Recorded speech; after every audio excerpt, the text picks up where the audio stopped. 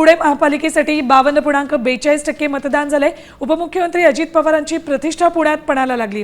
पुण्यात राष्ट्रवादी की भाजपची सत्ता येणार याकडे लक्ष लागले। अंधेकर बिडकर धंगेकरांची मतमोजणी एकाच केंद्रावर होणार आहे, त्यामुळे पोलीस सतर्क आहेत। मतमोजणी केंद्राबाहेर मोठा पोलीस बंदोबस्त तैनात करण्यात आलेला आहे। पुण्यात मित्र पक्षांमधील लढत लक्षवेधी ठरली आहे।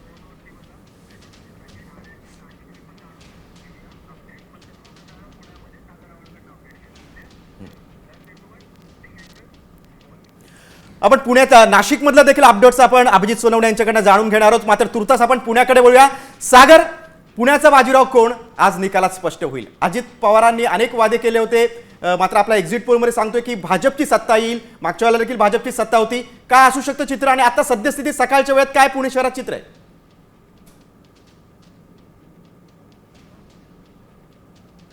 नक्की आपण जर पाहिलं तर पुण्याच्या पेठांमध्ये आता जे आहे ते विजयाचे फ्लेक्स जे आहेत ते लागलेले आहेत। आणि आता जर पाहिलं तर पोलिसांचा मोठा बंदोबस्त जो आहे तो या मतमोजणी केंद्राबाहेर पाहायला मिळतोय। या ठिकाणी प्रभाग 22, प्रभाग 23 आणि प्रभाग 24 या तीनही प्रभागाची मतमोजणी होती। आणि या तिन्ही प्रभागामध्ये आंदेकर विरुद्ध धंगेकर, त्याचबरोबर धंगेकर विरुद्ध बिडकर अशी लढत जी आहे ती पाहायला मिळते। आपण जर पाहिलं तर 2 आंदेकर जे आहेत त्या जेलमध्ये आहेत आणि जेलमधून त्यांनी ही निवडणूक जी आहे ती लढवलेली आहे। त्यामुळे ते जर निवडून आले तर त्यांच्या निवडणुकीची धुरा जी आहे ती प्रज्ञा आंदेकर आणि प्रियंका आंदेकर यांनी पूर्ण हातामध्ये घेतलेली होती। जर पाहिलं तर धंगेकर विरुद्ध बिडकर हा पारंपरिक वाद जो आहे तो या महानगरपालिकेमध्ये पाहायला मिळाला नाही। त्याचबरोबर या वेळेस बालवडकर विरुद्ध बालवडकर असा वाद जो आहे तो बाणेर बालेवाडीमध्ये पाहायला मिळाला।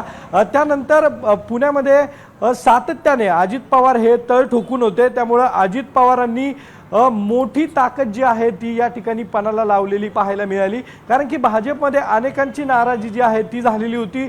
40 नगरसेवकांचे तिकीट जे आहेत ते कट केलेले होते, त्यामुळे नाराजांचा निम्मा गट जो आहे तो अजित पवारांना जाऊन मिळालेला होता।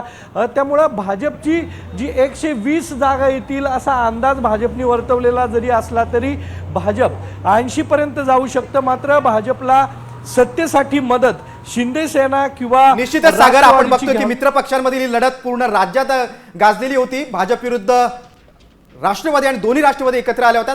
सागर, तुम्ही माहिती दिली त्याबद्दल धन्यवाद। वेळोवेळी तुमच्याकडनं पुण्याच्या सगळ्या घडामोडी आम्ही जाणून घेत राहू। तुर्तास धन्यवाद।